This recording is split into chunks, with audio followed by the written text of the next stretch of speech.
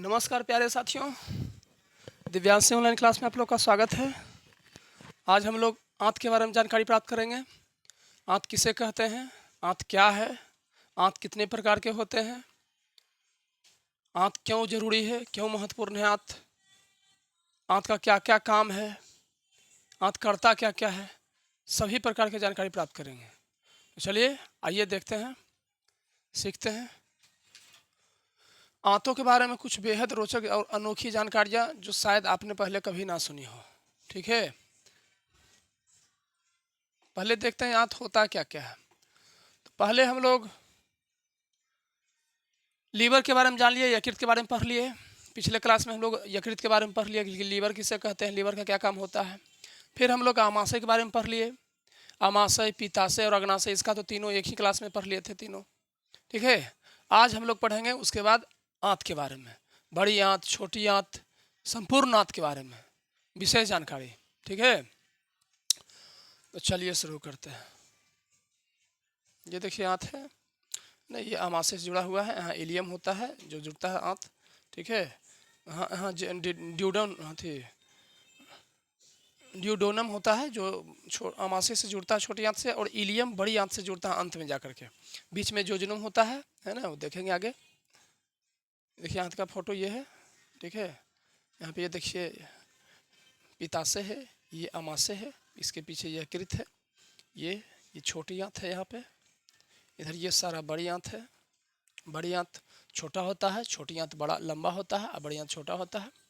ठीक है, चलिए ये बड़ी आंत, ये जो बड़ा वाला दिख रहा है ना, ये बड़ी आंत है, और ये लाल दिख रहा है ज़्यादा, वो छोटी आंत है।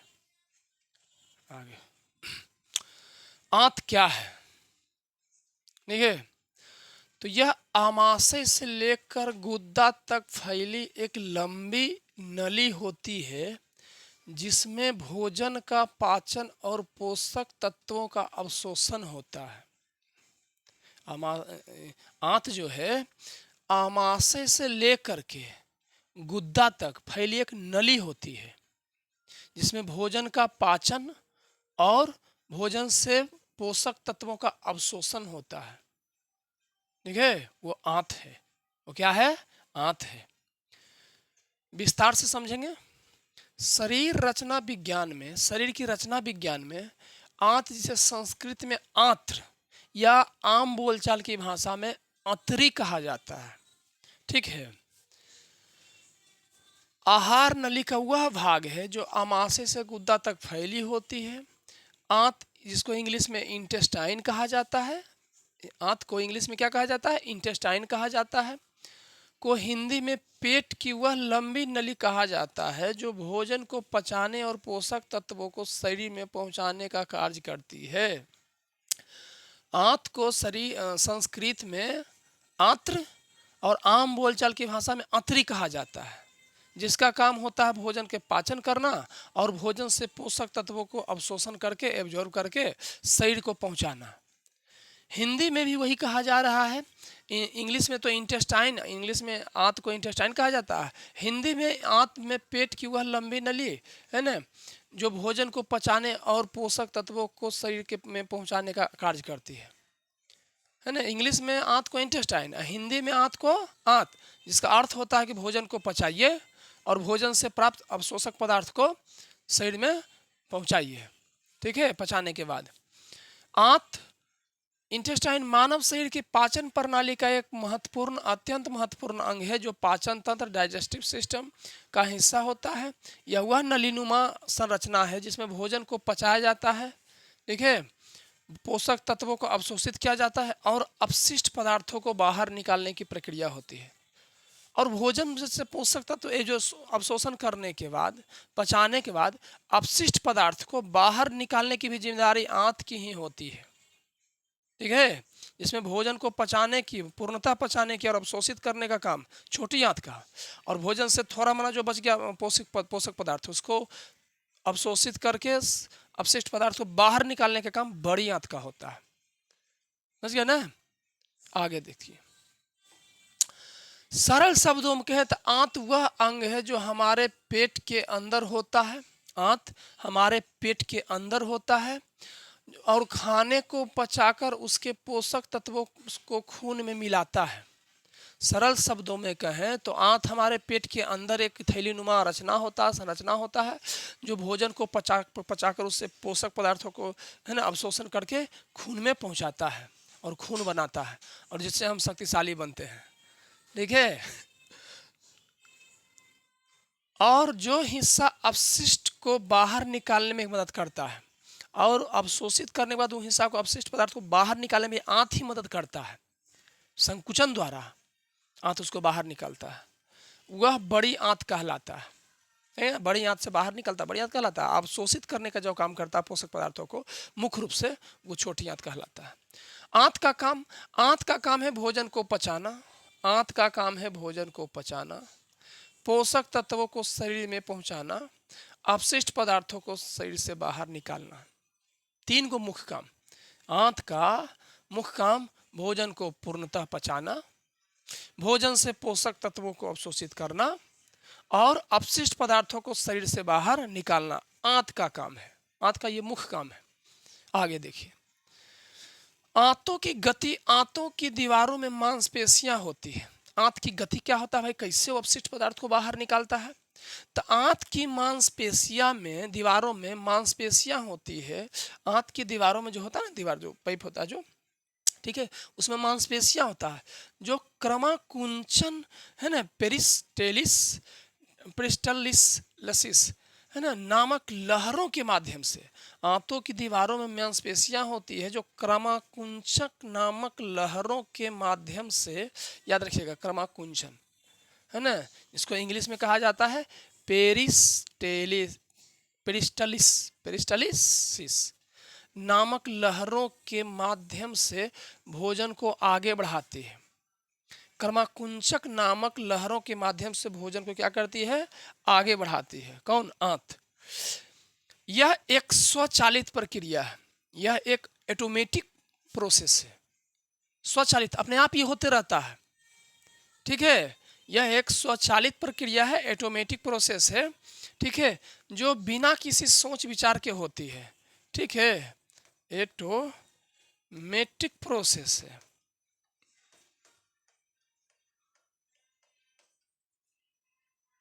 जो बिना किसी सोच विचार के होती है। ठीक है, आगे देखिए,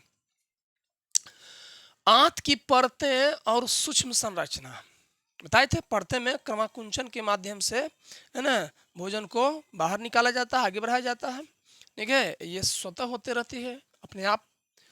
आंत की दीवारें कई परतों से बनी होती है। आंत की दीवारों में तरह तरह की परत होती है जो उसको भोजन के पोषक पदार्थों को अवशोषित करने में मदद करता है, आगे बढ़ाने में मदद करता है, बाहरी शरीर के अंगों से रगड़ से मदद करता है, ही नहीं कि रगड़ हो जाए। ठीक है, क्योंकि फिक्स तो नहीं ना आंत अंदर पेट में, वो तो सिर्फ रखा हुआ है। तो आप दौड़ते हैं उछलते हैं तो हो सकता है हिले तो रगड़ हो जाए। तो उससे बचाने के लिए बहुत सारे परत होते हैं आंत में, है ना। तो उसमें से पहला परत है म्यूकोसा, जो अंदरूनी परत है। आंत में बहुत सारे परत होते हैं, बहुत महत्वपूर्ण जानकारी बता रहे हैं। आंत में बहुत सारे परत होते हैं, जिसमें पहला परत है म्यूकोसा, है ना, ये म्यूकस जो अंदरूनी परत होता है। म्यूकस क्यों, क्या काम होता है म्यूकस अंदरूनी परत का? तो ये जो भोजन अम्लीय हो जाता है, जो एसिडिक हो जाता है, जो तेजाब, समझिएगा हम बोल सकते हैं तेजाब मिला हुआ रहता है, तो आंतों की परत को वो झुलसा सकता है, नुकसान पहुंचा सकता है। तो म्यूकस उससे बचाव करता है। म्यूकस उससे क्या करता है, बचाव करता है। आगे देखिए, जिसमें पोषक तत्वों का अवशोषण होता है। म्यूकोसा में, म्यूकस में पोषक तत्वों का अवशोषण होता है। उपम्यूकस, ठीक है, उपम्यूकस, म्यूकस है तो उपम्यूकस है। वो क्या है, वो रक्त वाहिकाएं और तंत्रिकाएं होती है। रक्त वाहिकाएं और तंत्रिकाएं होती है। वो क्या करती है, रक्त को, ठीक है, वहन करती है, और तंत्रिकाएं होती है, संदेश भी पहुंचाती है। उपम्यूकोसा, याद रखिएगा ये बहुत महत्वपूर्ण है। म्यूकस, उपम्यूकोसा, मस्कुलरिस, ठीक है, मस्कुलरिस, मांसपेशियों की परत जो क्रमाकुंचन है ना करती है और भोजन को आगे बढ़ाती है। म्यूकस क्या करता है, पोषक तत्वों का अवशोषण करता है और अंदरूनी परत को अम्लीय भोजन से बचाता है, हाइड्रोक्लोरिक अम्ल आमाशय में जो मिलता है उससे बचाता है। उप म्यूकोसा क्या करता है, रक्त वाहिकाएं होता है, रक्त को आगे बढ़ाने वहन करने का काम करता है, और तंत्रिकाएं होता है, संदेश भी दिमाग को पहुंचाता है और पूरे शरीर को। मस्कुलरिस क्या होता है ना, मांसपेशियों की परत में जो मस्कुलरिस जो क्रमाकुंचन करने का काम करता है, भोजन को आगे बढ़ाने का काम करता है, ठीक है, क्रमाकुंचन के द्वारा, है ना, जिसको इंग्लिश में पेरिस्टलिसिस कहते हैं, ठीक है, पेरिस्टलसिस कहते हैं। चौथा है सेरोसा, है ना, या सेरोस भी कहीं कहीं रहता है, सेरोस, है ना, सेरोसा, इसका क्या काम है, ये बाहरी परत है। सेरोसा क्या है, बाहरी परत है। तो आंत का पहला अंदरूनी परत है म्यूकस, दूसरा अंदरूनी परत है मतलब अंदर ही होता है, मतलब बीच में उपम्यूकस, तीसरा मस्कुलरिस और चौथा सेरोसा।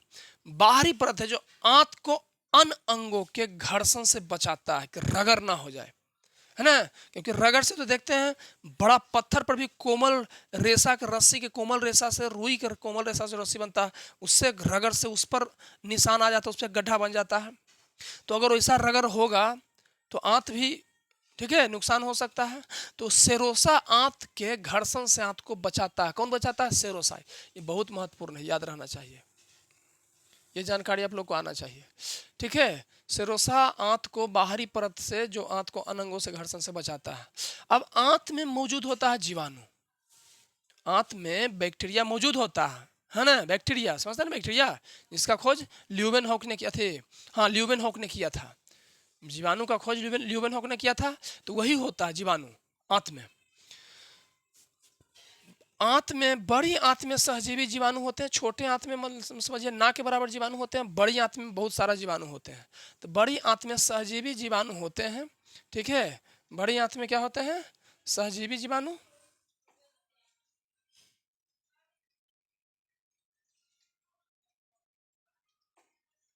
बड़ी आंत में सहजीवी जीवाणु होते हैं, क्या होते हैं, सहजीवी जीवाणु, ठीक है, जो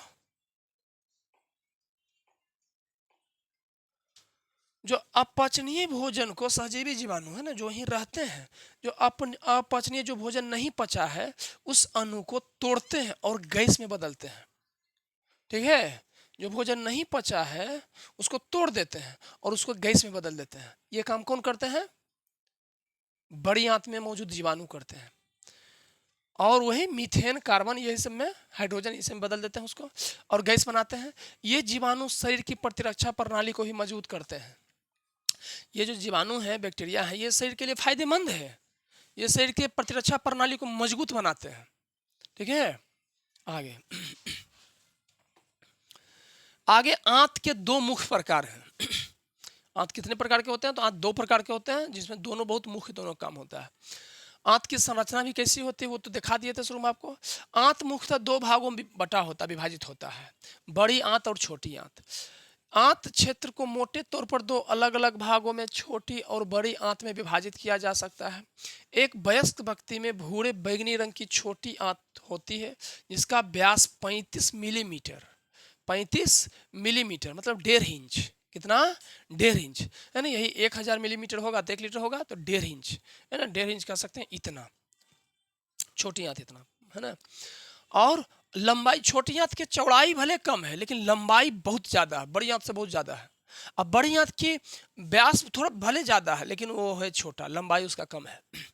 बड़ी आंत की चौड़ाई बड़ा है और लंबाई कम है, और छोटी आंत की चौड़ाई कम है लेकिन लंबाई बहुत ज़्यादा है, ठीक है, बड़ी आंत से दुगुना से भी ज़्यादा।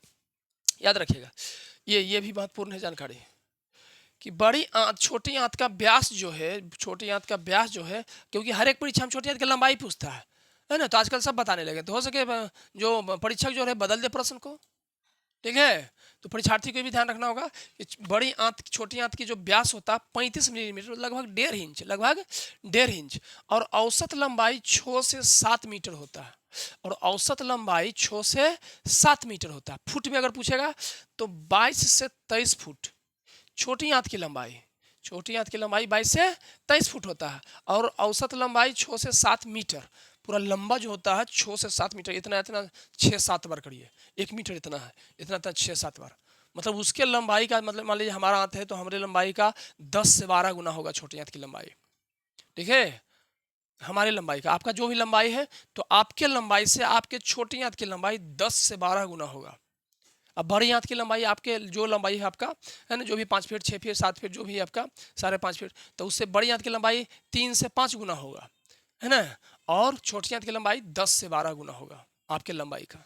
आगे छोटी आंत जो होता है अच्छा हाँ, छोटी आंत का रंग जो होता है भूरे रंग का, बैगनी रंग का, भूरे रंग का भी होता है, बैगनी रंग का भी होता है। अब बड़े आंत पर आते हैं। गहरे लाल रंग की बड़ी आंत छोटी आंत से अपेक्षाकृत मोटी होती है। छोटी छोटी आंत से उसका जो चौड़ाई है ज़्यादा होता है, परंतु उसकी लंबाई औसत रूप से लगभग 1.5 मीटर, है ना, 5 फीट होता है बस। ठीक है, बड़ी आंत छोटी आंत की अपेक्षाकृत मोटी होती है जिसकी लंबाई औसत रूप से लगभग 1.5 मीटर होती है ना। आकार और उम्र के अनुसार व्यक्तियों में अलग अलग आकार की आंतें होती है। छोटी आंत भोजन को पचाने और पोषक तत्वों को अवशोषित करने का कार्य करता है। छोटी आंत का मुख्य काम है भोजन को पाचन पूर्ण कर देना, पाचन पूर्ण कर देना। अगर आपसे पूछा जाएगा भोजन का पाचन क्रिया पूर्ण कहाँ होता है तो छोटी आंत में ही होता है, और अवशोषण भी शुरू हो जाता है। और लगभग पोषक पदार्थों का अवशोषण का लगभग 80 से 90% जो अवशोषण होता है ये छोटी आंत में ही होता है। पाचन के बाद 10% ही बड़ी आंत या 15% अवशोषण करता है बस, बाकी सारा चीज अवशोषण छोटी आंत ही करता है अलग अलग। ठीक है, अवशोषित करने का होता है छोटी आंत का किसको, पोषक पदार्थ तत्वों को। बड़ी आंत का काम है जो बचा हुआ पोषक तत्व रह गया उसको अवशोषित करना, और बाकी अपशिष्ट पदार्थों को बाहर निकालना क्रमाकुंचन के द्वारा, है ना। आगे लार्ज इंटेस्टाइन, अपचनीय पदार्थों को मल में बदलकर शरीर को बाहर निकालना, पचा हुआ अपचा हुआ सब को बाहर निकालना शरीर से, उसे ऑब्जर्व करके पानी और उसको ऑब्जर्व करके। ये देखिए बड़ी आंत का फोटो है। ठीक है, बड़ी आंत ये छोटी आंत से जुड़ा होता है। छोटी आंत आमाशय से जुड़ा होता है। आमाशय में भोजन जब हम करते हैं तो डायरेक्ट थोड़ी आंत में चल जाता है, वो सीधे हाथ में नहीं जाता, वो आमाशय में पहले जाता है, वहाँ जमा होता है, और वहाँ पर 40 मिनट से 6 घंटा तक कल पिछले क्लास में बताए थे, है ना, कि छोटी आंत जो होता है भोजन जब हम करते हैं तो छोटी आंत में सीधे नहीं जाता। जो हमारा भोजन जब मुंह से हम चाहते हैं तो ग्रास नली के द्वारा आमाशय में जाके ठहरता है वो, अब भोजन के अनुसार वो उतना समय रखा जाता है 40 मिनट से लेकर के 6 घंटा तक के आसपास, और उसके बाद उसमें वो हाइड्रोक्लोरिक अम्ल मिलाता है, विटामिन बी 12 अवशोषण करता है, हाइड्रोक्लोरिक अम्ल मिला करके, है ना, डेडुनम के द्वारा वो क्या करता है छोटी आंत में भेजता है। वहाँ से डेडुनम में क्या होता है कि जो भोजन अम्लीय, जो आमाशय में भोजन अम्लीय हो गया था, डेडुनम उसको क्षारीय बनाता है। क्या बनाता है? क्षारीय, और उससे फिर जो भी उसको अवशोषण करना होता है थोड़ा अवशोषण करता है, फिर भेजता है जेजुनम में। जेजुनम में मुख्य रूप से अवशोषण होता है पोषक तत्वों का, सब ज़्यादा जो छोटी आंत में सब ज़्यादा अवशोषण होता है जेजुनम में। फिर वो भेजता है इलियम में, इलियम में थोड़ा अवशोषण हुआ, इलियम जो रहता है बड़ी आंत से, वहाँ से निकल जाता है बाहर बड़ी आंत में। बड़ी आंत में मात्र 10-15% पोषक तत्वों का अवशोषण होता है, अब बड़ी आंत उसको निकाल देता है गुदा द्वारा शरीर से बाहर। देख ले प्रक्रिया, समझ में आ गया ना? बहुत मजा आया होगा। आगे देखिए, तो ये देखिए, है ना, बड़ी आंत ये है बड़ी आंत का पिक्चर, है ना। बड़ी आंत में अपेंडिक्स होता है। क्या होता है? अपेंडिक्स। ये देखिए बड़ी आंत में अपेंडिक्स होता है। ये प्रतिरोधक क्षमता में इसका तो पूर्ण जानकारी अभी नहीं है वैज्ञानिकों के पास, लेकिन इसका प्रतिशोध जारी है, लेकिन ये माना जाता है प्रतिरक्षा प्रणाली में बहुत महत्वपूर्ण भूमिका निभाता है। ये आपका बड़ी आंत है, ये देख लीजिए। चलिए आगे प्राप्त करते हैं जानकारी। बड़ी आंत लार्ज इंटेस्टाइन, लंबाई लगभग 1.5 मीटर 5 फीट, है ना। भाग 3 मतलब 4 भागों में बटा होता है। सिकम क्या है? सिकम, कोलन, मलाशय और गुद्दा। सिकम जो इलियम से जुड़ता है, कोलन उसके बाद है, मलाशय अंतिम में गुदा। ठीक है, अंत में। ठीक है, गुदा फिर रहने आगे। कार्य क्या? अपचनीय पदार्थों को मल में बदलना, पानी और इलेक्ट्रोलाइट्स को पुनः अवशोषण करना। पानी और इलेक्ट्रोलाइट्स जो बच गया भोजन में उसको पुनः अवशोषित करता है। मल को शरीर से बाहर निकालना, ये देखिए बड़ी आंत का काम। पानी इलेक्ट्रोलाइट्स को पुनः अवशोषण, मल को शरीर से बाहर निकालना, अपचनीय पदार्थों को मल में बदलना। बड़ी आंत में सहजीवी जीवाणु होते हैं जो अपचनीय अणुओं को तोड़ते हैं और गैस में बनाते हैं। ये जीवाणु प्रतिरक्षा प्रणाली को भी मजबूत करते हैं। बड़ी आंत में जीवाणुओं की दुनिया, बड़ी आंत में अरबों जीवाणु होते हैं। ये फायदेमंद जीवाणु हैं। जो जीवाणु है फायदेमंद है। ये जो भोजन को होता है कि गैस में बदलना शुरू कर देता है ना, गैस में जो और वो जीवाणु और जो पाचन में, ठीक है, मदद करते हैं और गैस बनाते हैं। ये जीवाणु उन अणुओं को तोड़ते हैं जिन्हें शरीर खुद नहीं पचा सकता। शरीर जो नहीं पचाया, जिसको आंत नहीं पचाया, उसको ये कि जीवाणु तोड़ देता है, पचा देता है, एकदम उसको गैस बना देता है। ठीक है, इसी से तो प्रेरित होकर के आजकल ट्रेनों में जो लगता है टंकी जो लगता है बाथरूम लेटरिन के नीचे, वो इसी से प्रेरित होकर के जीवाणु वाला तोड़ते हैं जिन्हें शरीर खुद नहीं पचा सकता। यह एक प्रकार की सहजीविता है, एक प्रकार की सहजीविता है, मतलब है ना। अपेंडिक्स का रहस्य, बड़ी आंत के शुरू में एक छोटा सा अंग होता है जिसे अपेंडिक्स कहते हैं। इसका कार्य अभी भी शोध का विषय है, लेकिन माना जाता है कि यह प्रतिरक्षा प्रणाली में महत्वपूर्ण भूमिका निभाता है। कौन? अपेंडिक्स। अपेंडिक्स आप लोग सुने होंगे कि अपेंडिक्स बीमारी कितना बार। बड़ी आंत को अंधांत्र और बृहदांत्र में विभाजित किया गया है। बड़ी आंत में कई प्रकार के जीवाणु होते हैं जो मानव शरीर द्वारा स्वयं विखंडित ना कर पाने वाले अणुओं के साथ कार्य करते हैं। बड़ी आंत में बहुत सारे जीवाणु होते हैं जो मानव पाचन जिसको नहीं पचा पाया वो खंडित कर देते हैं, या तो गैस बना देते हैं या जल में बना जल जैसा पतला करके शरीर से बाहर निकाल देते हैं। आगे, यह सहजीविता का एक उदाहरण है। ये जीवाणु भी हमारी आंत के अंदर गैसों को बनाते हैं। यह गैस विलोपन होने पर उदर वायु के रूप में गुद्दा के माध्यम से बाहर निकलती है। हालांकि बड़ी आंत मुख्य रूप से पची हुई सामग्री जो कि हाइपोथैलेमस द्वारा विनियमित होता है, उससे पानी, है ना, से पानी के अवशोषण तथा सोडियम के पुनः अवशोषण कर भी करता है। के साथ साथ इलियम में प्राथमिक पाचन से निकले किसी पोषक, है ना, इलियम से। बड़ी आंत किससे जुड़ा होता है? छोटी आंत का एक भाग है इलियम, उससे जुड़ा होता है। तो इलियम में जो कुछ पाचन अवशोषण बच गया उसके प्राथमिक पाचन से निकले किसी पोषक से संबंधित है। बड़ी आंत गहरे लाल रंग की होती है। बड़ी आंत गहरे लाल रंग की होती है। वहाँ आकर्षक बनाने के लिए अलग अलग रंग दिया गया था बड़ी आंत का, लेकिन उसका रंग क्या है? लाल है। गहरे लाल रंग की, मोटी होती है। यह रंग रक्त आपूर्ति और उत्तक संरचना कारण होता है ना। बड़ी आंत का जो लाल रंग होता है रक्त संरचना उत्तक के कारण होता है। ये देखिए आपके आ गया छोटी आंत। ये छोटी आंत देखिए, ये वास्तविक रंग है इसका। ठीक है, देखिए ये बड़ी आंत है। ये क्या है? ये बड़ी आंत है। क्या है ये? बड़ी आंत। ये क्या है? बड़ी आंत है ये, है ना। ये देखिए बड़ी आंत, ये पूरा बड़ी आंत है। देखिए ये इलियम, यहाँ देखिए ये गुदा के द्वारा बाहर निकाल रहा है। ये छोटी आंत की इलियम द्वारा जुड़ा होता है यहाँ से। ठीक है, इलियम, ये इलियम है ना, देखिए इलियम, इसका यही जुड़ा रहता है ये बड़ी आंत। इसको लेकर के यहाँ ले जाता है, इसे ऐसे करके ले जाता है, ऐसे ऐसे ऐसे ऐसे करके ले जाता है। ये गुदा द्वारा से अवशिष्ट पदार्थ को बाहर निकाल देता है। देखिए, ये छोटी आंत है। ये देखिए आमाशय से जुड़ा हुआ छोटी आंत। आमाशय में हम सब भोजन करते हैं, जो आमाशय में आके इकट्ठा होता है। ठीक है, और इकट्ठा होने के बाद क्या होता है, यहाँ पर आके भोजन ये भेजता है। ये भोजन को अम्लीय बना देता है, हाइड्रोक्लोरिक इसमें मिलता है तो अम्लीय बन जाता है, यहाँ से आता है। ठीक है, तो क्या होता है कि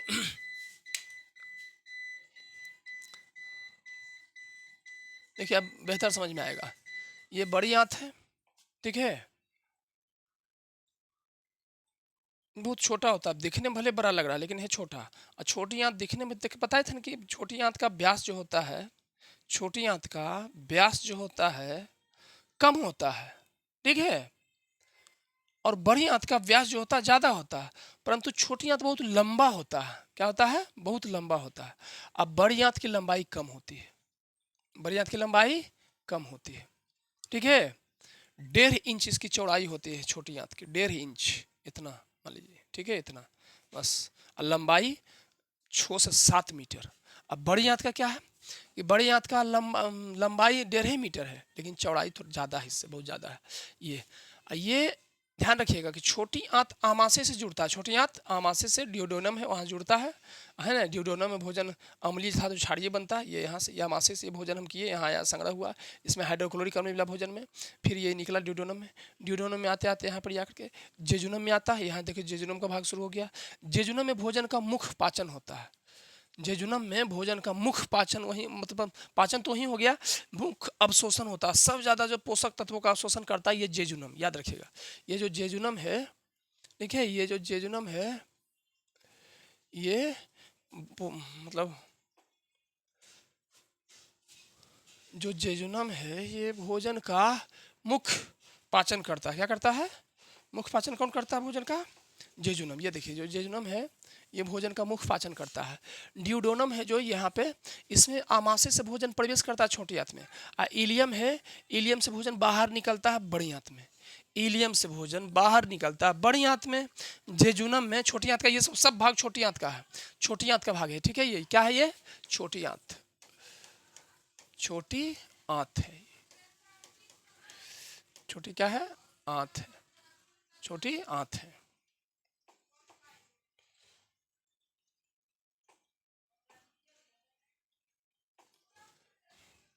ये छोटी आंत का भाग है, किसका भाग है, ये छोटी आंत का भाग है।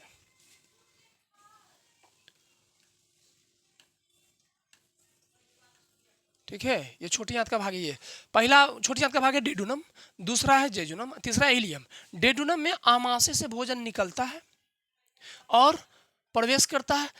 डेडुनम क्या करता है, जो पाचन उससे आधा पाचन, ये आधा पाचन करता है हमारे, पूरा पाचन नहीं करता, आधा पाचन करता है। तो आधा पाचित भाग को डेडुनम में आता है, तो डेडुनम उसको पूर्ण पाचन करता है, पाचित पूरा कर देता है। प्लस में पाचन करने से पूर्व जो भोजन अम्लीय बन गया था, एसिडिक है ना, जिसमें तेजाब मिला हुआ था, उसको ये क्षारीय बनाता है। पहले जो गर्म था, कहने का मतलब गर्म भोजन को ये पहले ठंडा करता है। क्या करता है, ठंडा करता है। कौन करता है ये काम, ड्यूडोनम। कौन करता है, ड्यूडोनम। ठीक है, आगे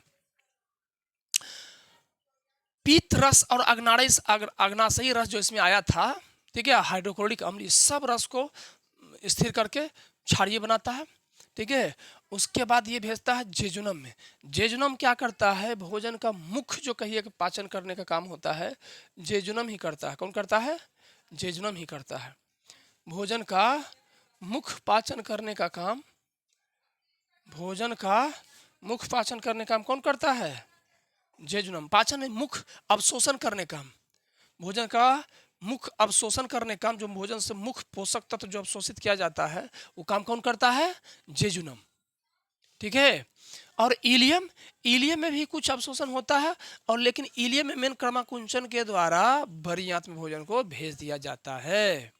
ठीक है, चलिए अब आगे ध्यान देते हैं, अगला चीज पर।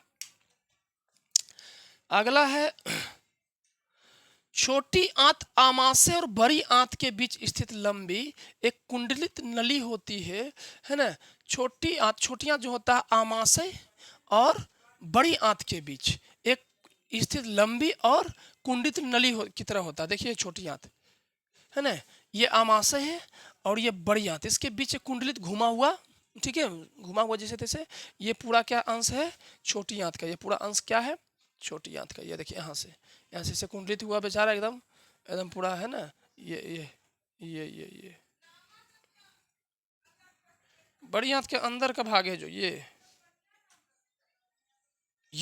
देखिए, ये छोटी आंत है पूरा। ये क्या है, छोटी आंत है ना। आमाशय और बड़ी आंत के बीच ये पूरा छोटी आंत है। ठीक है, आगे देखिए। तो आमाशय और बड़ी आंत के बीच स्थित लंबी और कुंडलित नली की तरह होती है। छोटी आंत भूरे बैंगनी रंग की होती है, छोटी आंत भूरे बैंगनी रंग की होती है। लंबाई छोटी आंत भूरे और बैंगनी रंग की, देखिए भूरे और बैंगनी रंग की था छोटी आंत की लंबाई, रंग तो था है ना, बैंगनी और भूरा रंग की। पीला दिख रहा है लेकिन भूरा रंग है। क्या है ये, भूरा रंग है। ठीक है, क्या है ये, भूरा रंग है। क्या है ये, भूरा रंग है। ठीक है, ये देखिए भूरा रंग है।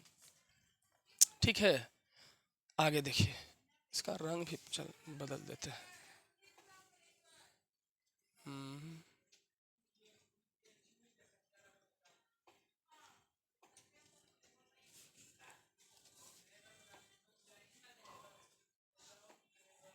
आगे देखिए, और ये छोटी आंत की लंबाई बताए थे है ना, ये एक वयस्क व्यक्ति की छोटी आंत की लंबाई 6 से 7 मीटर होता है, 20 से 23 फीट, 20 फीट से 23 फीट। और शरीर के अंदर कुंडलित रूप में होती है, जो लगभग 6-7 मीटर भाग होता है। ड्यूडोनम सबसे जुड़ता है, जो आमाशय से जुड़ता है। जेजुनम जो पोषक तत्वों को अवशोषित करता है, सबसे ज़्यादा यही जेजुनम करता है। इलियम जो बड़ी आंत से जुड़ता है और भोजन को बड़ी आंत में भेजता है। बड़ी आंत अपशिष्ट पदार्थ को, मतलब जो थोड़ा मतलब 10-15% जो पोषक तत्व बचा, जल और सोडियम, उसको अवशोषित करके उसको शरीर से बाहर निकलने का काम करता है। इलियम मनुष्यों में छोटी आंत को आगे फिर पाचनांत्र या मध्यांत्र और क्षुद्रांत में विभाजित किया जाता है। ठीक है, छोटी आंत के कार्य भोजन को पचाना, पूर्ण करना, पाचन पूर्ण करना। भोजन को पचाना नहीं, पाचन तो हो जाता है शुरू अमाशय में ही, मुख गुहा से। भोजन को पाचन पूर्ण करना, भोजन का पाचन क्या करना, पूर्ण करना, है ना। किसका काम है, छोटी आंत का। भोजन के पाचन का पूर्ण करना किसका काम है, छोटी आंत का। पोषक तत्वों और पानी का अवशोषण करना, पोषक तत्व और पानी का अवशोषण करना, है ना, छोटी आंत का काम है ना। ज़्यादा ये करता है, थोड़ा मनी वो करता है, बढ़िया पचे हुए भोजन को आगे बढ़ा भेजना, है ना, इलियम से बाहर भेजता है। बिल्ली और माइक्रो बिल्ली, छोटी आंत की दीवारों पर बिल्ली और माइक्रो बिल्ली होती है। संरचना होती है जो सतह क्षेत्र का कई गुना बड़ा होता है, और ताकि पोषक तत्वों को अधिकतम अवशोषण हो सके, पोषक तत्वों का अधिकतम अवशोषण हो सके। ठीक है, आगे देखिए।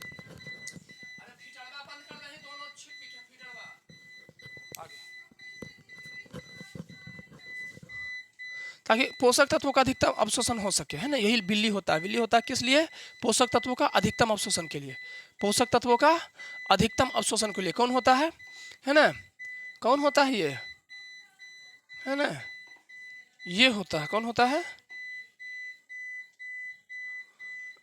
बिल्ली। बिल्ली उसी के लिए, पोषक तत्वों का अधिकतम अवशोषण के लिए।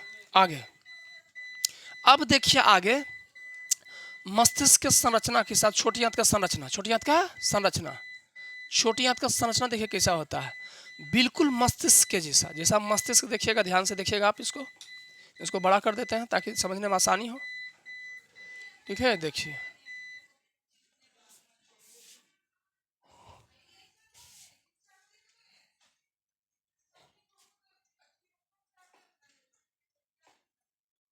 देखिए ये छोट मतलब आंत है, अमाशय सारा आंत है, बड़ी आंत छोटी आंत सब मिला हुआ इसमें। अभी देखिए मस्तिष्क है, क्या ये मस्तिष्क है ना, थोड़ा सा कट गया। देखिए रचना समान मिला जा रहा है ना, क्योंकि छोटी आंत मतलब आंत जो है कुछ कुछ कार्य ऐसा करता है, ठीक है, कुछ कुछ कार्य ऐसा करता है जिसमें बड़ी आंत को कोई मतलब ही नहीं होता है, दिमाग को कोई मतलब ही नहीं होता है। दिमाग से बिना कुछ पूछे भी ये काम करता है छोटी आंत। ठीक है, देखिए क्या क्या जानते हैं। सेकेंड ब्रेन कहा जाता है छोटी आंत को।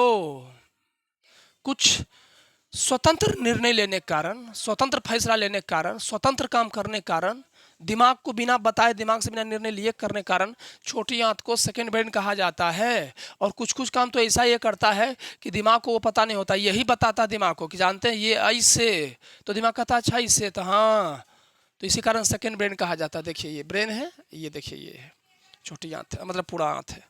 आगे देखिए, आंत से जुड़ी कुछ सबसे अलग जानकारी जो आमतौर पर लोग नहीं जानते। आमतौर पर लोग नहीं जानते कि छोटी आंत को, मतलब आंत को दूसरा दिमाग कहा जाता है। क्यों कहा जाता है, तो आंत में एक एंट्रिक नर्वस सिस्टम होता है, एंट्रिक नर्वस सिस्टम, जो सामने काम जैसा कार्य जाता है वैसा फैसला लेता है, वैसा कार्य कर लेता है अपने से वो, है ना। एंट्रिक नर्वस सिस्टम होता है, ये याद रखिएगा। आंत में एक एंट्रिक नर्वस सिस्टम होता है। कहाँ होता है, आंत में, जिससे आंत को दूसरा मस्तिष्क कहा जाता है। यह मस्तिष्क को मस्तिष्क से स्वतंत्र रूप से कार्य कर सकता है। यह मस्तिष्क से, है ना, स्वतंत्र रूप से कार्य कर सकता है। इसी कारण इसको क्या कहते हैं, ठीक है, इसको है ना दूसरा दिमाग कहा जाता है। ठीक है, क्यों कहा जाता है, तो इसी कारण, क्यों कहा जाता है, इसी कारण। ठीक है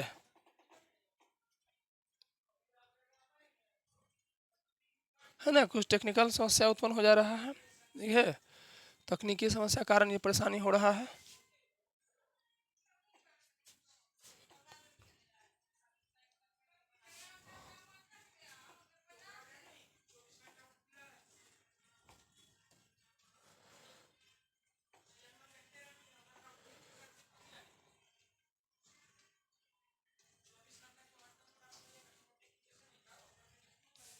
आगे देखिए, हम तो बड़ी आंत पार करके छोटी आंत में आ गए थे। ठीक है, अब दूसरा दिमाग, तो ये क्या करता है, दूसरा दिमाग कहा जाता है क्यों, एंट्रिक नर्वस सिस्टम के कारण। क्यों कहा जाता है दूसरा दिमाग, एंट्रिक नर्वस सिस्टम के कारण इसको क्या कहा जाता है ना, एंट्रिक नर्वस सिस्टम के कारण दूसरा दिमाग कहा जाता है। पाचन को नियंत्रित करता है। वैज्ञानिकों ने पाया कि आंत में लगभग 10 करोड़ से अधिक न्यूरॉन्स होते हैं, 10 करोड़ से अधिक न्यूरॉन्स होते हैं। दिमाग में थोड़ा ज़्यादा न्यूरॉन होता है, दिमाग में बहुत थोड़ा के बहुत ज़्यादा होता है ना, उसमें 100 अरब न्यूरॉन होता है। इसमें 10 करोड़ से 60 करोड़ के बीच न्यूरॉन्स होता है, किसमें, आंत में। ठीक है, और मतलब ये दिमाग के बाद सबसे ज़्यादा न्यूरॉन्स इसी के पास होता है। इसे इलेक्ट्रिक नर्वस सिस्टम कहा जाता है। इसे इलेक्ट्रिक नर्वस सिस्टम कहा जाता है। किसको? है ना, आंत को। किसको?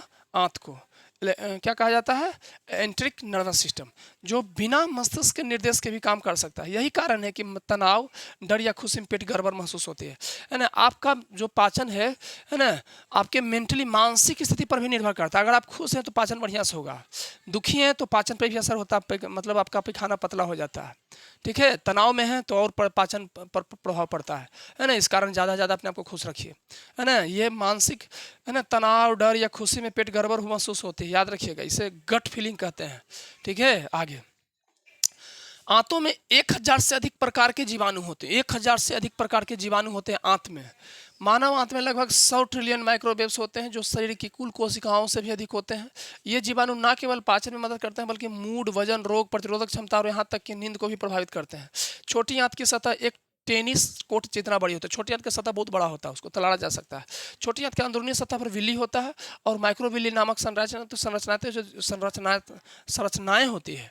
ठीक है, जो इसकी सतह को बढ़ा देती है। यदि इसे फैलाया जाए तो इसकी सतह लगभग 250 वर्ग फीट तक बढ़ सकती है। 250 वर्ग फीट, जो एक टेनिस के कोर्ट के बराबर हो सकता है। आंतों में गैस बनना एक समान प्रक्रिया। आंत में गैस बनता है, वही जीवाणु बनाता है। ठीक है, बड़ी आंत का। भोजन के दौरान जीवाणु हाइड्रोजन, मीथेन और कार्बन डाइऑक्साइड गैस जैसी गैस बनाते हैं, है ना। जो भोजन नहीं पच पाता है उसको ये जीवाणु हाइड्रोजन, मीथेन और कार्बन डाइऑक्साइड गैस में बदल देता है। एक स्वस्थ व्यक्ति प्रतिदिन ठीक है, एक स्वस्थ व्यक्ति प्रतिदिन आधा लीटर से 1.5 लीटर गैस बनाता है। ठीक है, और ये गैस कुछ काम के लिए भी होता है, कुछ फायदेमंद भी होता है, और कुछ को शरीर से ढीम ढाम द्वारा बाहर कर दिया जाता है ना। आजकल लोग जहाँ तहाँ बैठे हुए ये सब दे देते हैं, कहीं, है ना, प्लेटफॉर्म पे, ट्रेन पे कहीं गुजरते हुए। ठीक है, उनको थोड़ा आराम भी लगता है। ठीक है यह समान है। पांचवा, आंतों की गतिविधि भावनाएं से जुड़ी होती है। आंतों की गतिविधि जो भावनाएं से जुड़ी होती है। आंत में सेरोटोनिन नामक, याद रखिएगा, आंत में सेरोटोनिन नामक न्यूरोट्रांसमीटर का होता है, जिसका 90% हिस्सा बनता है, जो खुशी और मानसिक संतुलन से जुड़ा होता है। इसलिए आंत की सेहत का मानसिक स्वास्थ्य गहरा प्रभाव है। अगर आप चाहें तो आप अपने आंतों को स्वस्थ रखने के लिए विशेष योगासन, आयुर्वेदिक, है ना, उपाय या आहार योजना भी, है ना, आहार योजना भी देखें अपना सकते हैं। आहार योजना भी अपना सकते हैं आंतों को स्वस्थ रखने के लिए। ठीक है, यहाँ देखिए छूट गया था, आगे देखिए। बीमारी, अब आंतों की बीमारी भी। आंतों की बीमारी, आंतों का संक्रमण, इरिटेबल बाउल सिंड्रोम, क्रोहन रोग, अल्सरेटिव कोलाइटिस, ठीक है, इत्यादि है। लक्षण क्या है आंतों का संक्रमण का, है ना, तो दस्त, पेट दर्द, बुखार, पेट फूलना, कब्ज या दस्त तो समझिएगा इरिटेबल बाउल सिंड्रोम हुआ है। सूजन या वजन कम या थकान हो रहा तो समझिए क्रोहन रोग हो रहा है ना। अल्सरेटिव कोलाइट तो खूनी दस्त, पेट दर्द, तो इसका जो इलाज है आंतों का संक्रमण का एंटीबायोटिक्स, हाइड्रेशन, है ना। इसका इलाज है इरिटेबल बाउल का आहार परिवर्तन, भोजन अपना बदलिए या दवाई लीजिए। फिर इसका क्रोहन रोग का इलाज है स्टेरॉइड या इम्यूनोमोड्यूलेटर, है ना। फिर इसका अल्सरेटिव कोलाइटिस का खूनी दस्त का दवाइयाँ लीजिए या सर्जरी करवाइए। ठीक है, आगे देखिए। आंतों को स्वस्थ रखने का तरीका है फाइबर युक्त भोजन लें। अपना आहार को फाइबर युक्त रखें, है ना। क्या है फाइबर युक्त? फल खाइए, सब्जियां खाइए, साबुत अनाज मतलब छिलका सहित। आजकल लोग आटा गेहूं भी खेते तो आटा छिलका छिल के खाता है, नुकसान है वो, छिलका मत छिलिए, छिलका सहित खाइए। चावल भी लोग, गधे लोग पॉलिश वाला लेते हैं, और पॉलिश चावल पॉलिश करने के कारण उसका विटामिन B1 जो थायमिन है, थायमिन निकल जाता है। ज़्यादा धोइए भी मत। चावल को देखते हैं लोग दाल को ज़्यादा धो रहे हैं, पूरा धो रहे हैं, अरे उसका तो विटामिन निकलता जा रहा है। चावल पॉलिश करने के कारण उससे थायमिन निकल जाता है। ठीक है, थायमिन के कारण बाल घना होता है, याद रखिएगा, है ना। थायमिन नहीं मत निकालिए, ज़्यादा पॉलिश वाला चावल मत खाइए, देखने में सुंदर लगता है जो नुकसानदायक है ना। बिना पॉलिश किया हुआ चावल खाइए, वो ज़्यादा फायदेमंद है। तो उसी प्रकार वो साबुत अनाज का भी रोटी को साफ दिखने के लिए छिलका चोकर बना के बाजार बेच लेता है और आटा को बेचता है, देखने को वो नुकसानदायक है। मैदा यही कारण तो ज़्यादा नुकसानदायक है ना, उसका छिलका ही छिला हुआ रहता है मैदा में। तो साबुत अनाज खाइए, पर्याप्त पानी पीजिए। आंत को स्वस्थ रखने के लिए खूब पानी पीजिए, पर्याप्त, जितना शरीर मांग करता है पानी उतना पानी उसको दीजिए। प्रोबायोटिक्स का सेवन करें, दही, छाछ, दही, मट्ठा, ठीक है, ये सब खूब पीजिए, है ना। दही में तो होता है लैक्टोबाइसिलस होता है जीवाणु। नियमित व्यायाम करें, व्यायाम जरूर करिए, प्रत्येक दिन नियमित लगातार व्यायाम करिए, वो आंत को स्वस्थ बनाता है। तनाव को नियंत्रित रखिए, हाँ तनाव को नियंत्रित रखिए, है ना, क्योंकि तनाव नियंत्रित नहीं रहेगा तो क्या हो जाएगा, है ना, परेशानी उत्पन्न हो जाता है आपका पाचन पे, वो है ना दिक्कत उत्पन्न करता है पाचन पे। कौन करता है ऐसा, है ना, ये करता है कौन, पाचन को प्रभावित कर देता है तनाव, टेंशन, है ना, टेंशन नहीं होना चाहिए, ठीक है। तो ये सब ध्यान रखिए, ठीक है। तो चलिए क्लास आज का ख़त्म हुआ, मिलते हैं अगले क्लास में। आप लोग को कैसा लगा जानकारी बताइए, और चैनल को सब्सक्राइब और लाइक ज़रूर किया करिए, और शेयर भी किया करिए, ठीक है। ये सब बनाने में बहुत मेहनत लगता है, बहुत मेहनत लगता है, ठीक है। चलिए धन्यवाद।